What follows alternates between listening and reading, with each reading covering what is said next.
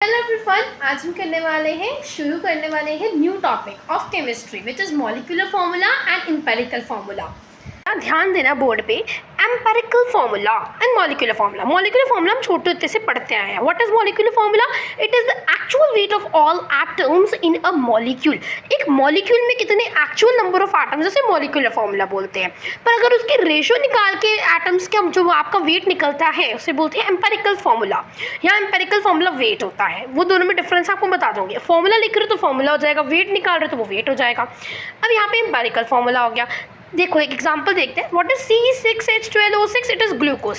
अब ग्लूकोज का अगर मैं बात करूं तो ये फॉर्मूला है मॉलिक्यूलर फॉर्मूला। पर अगर मैं 6 और 12 6 की रेशियो निकालूं बनती है 1:1, तो CH2O ये क्या है? एक एम्पिरिकल फॉर्मूला।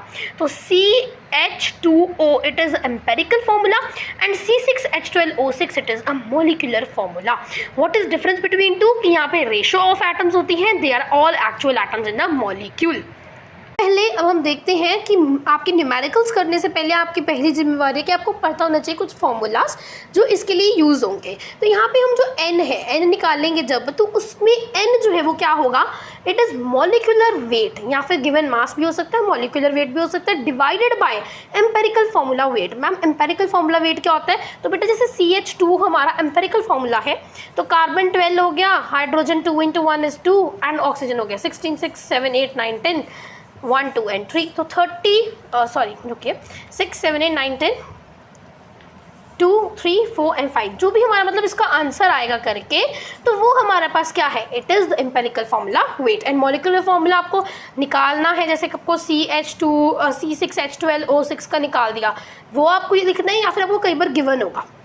ठीक है, तो n आपको पता चल गया। अब अगला देखो, वेरी वेरी इंपॉर्टेंट थिंग कि मॉलिक्यूलर फार्मूला जो है वो होता है n इंटू, जो n मैंने अभी आपको बताया, इंटू एम्पेरिकल फार्मूला।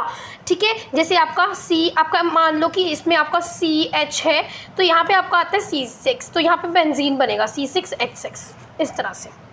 ठीक है, मॉलिक्यूलर वेट होगा, इस केस में मॉलिक्यूलर वेट होगा 2 × वेपर डेंसिटी, 2 × वेपर डेंसिटी। तो ये चीज़ें इंपॉर्टेंट है, याद रखना। हम न्यूमेरिकल्स करेंगे नेक्स्ट वीडियो में, तो उससे पहले 2-3 और चीज़ें मैं डिस्कस कर देती हूँ।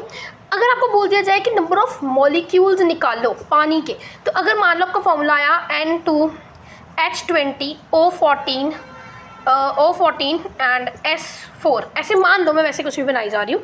यहाँ पे आपको पता है कि 20 को मैं लिख सकती हूँ 2 × 10 एंड 14 को लिख सकती हूँ 10 + 4, ऐसे लिख सकती हूँ, मान लो। ठीक है, अब यहाँ पे आपको क्या करना है? आपको लिख देना N2S4। अब पानी H2O होता है, H